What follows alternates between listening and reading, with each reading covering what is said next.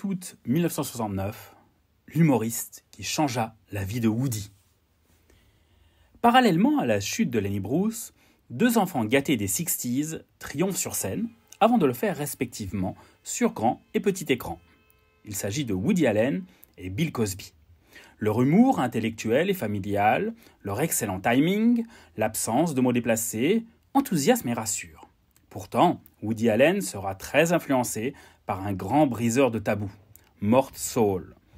Ce dernier raconte bien plus tard sur scène leur rencontre romancée. Je me trouvais dans la librairie Barnes & Noble. Là-bas, je tombe sur une biographie. La vie de Woody Allen par Eric Lacks. J'ouvre donc le livre. Woody est une anomalie dans le métier. Pas lui directement. Cela concerne plutôt les gens qui l'admirent. Premier chapitre. En bout de course, je manquais de détermination pour vendre mon nouveau genre d'humour. Mais je l'ai trouvé accidentellement. Je me baladais à San Francisco et je suis tombé sur une cave lugubre du nom de Hungry Eye.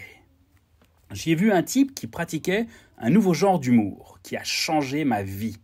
Il portait un pullover rouge et empoignait un journal. Il parlait avec un ton intellectuel au sujet d'événements politiques. Mort a changé ma vie.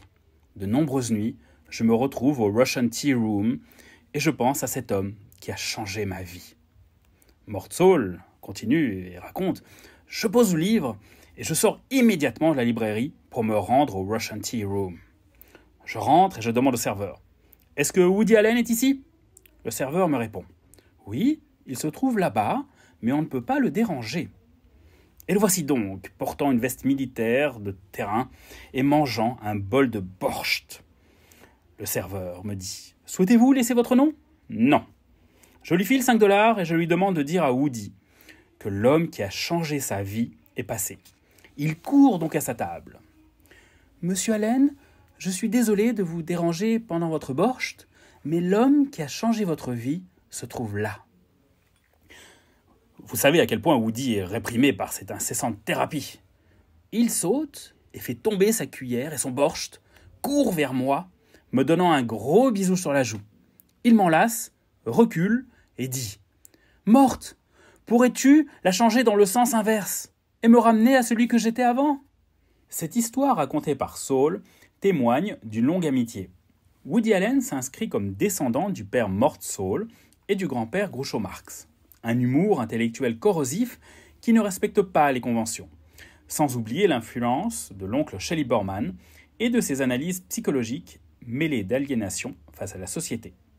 Dans la plupart de ses films, de Take the Money and Run en 1969 à Radio Days en 1987, Woody Allen prolonge sa vocation première d'humoriste, en particulier dans Broadway Danny Rose. En guise de narration, Danny Rose est l'objet d'une discussion entre anciens humoristes reconnus. On voit un jeune Danny Rose débuter aux Catskills.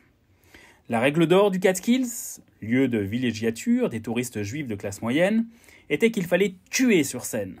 On n'y attendait pas de grands violonistes, de tragédiens sublimes, juste le plaisir de retrouver une ambiance de salon d'un vendredi soir avec les enfants, racontant des blagues ou faisant des imitations pour amuser la famille.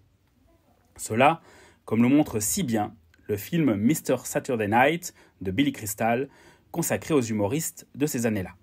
Sauf que lorsqu'on travaille dur toute l'année pour se payer des vacances, les exigences en matière zygomatique sont bien supérieures. Woody Allen fait un passage, comme Mel Brooks, et tant d'autres par cette école difficile du Catskills, afin de prendre des coups et apprendre à en donner de meilleurs, plus précis et plus efficaces. De même pour Jerry Lewis, Joan Rivers et tant d'autres qui incarneront tant de facettes de l'humour juif.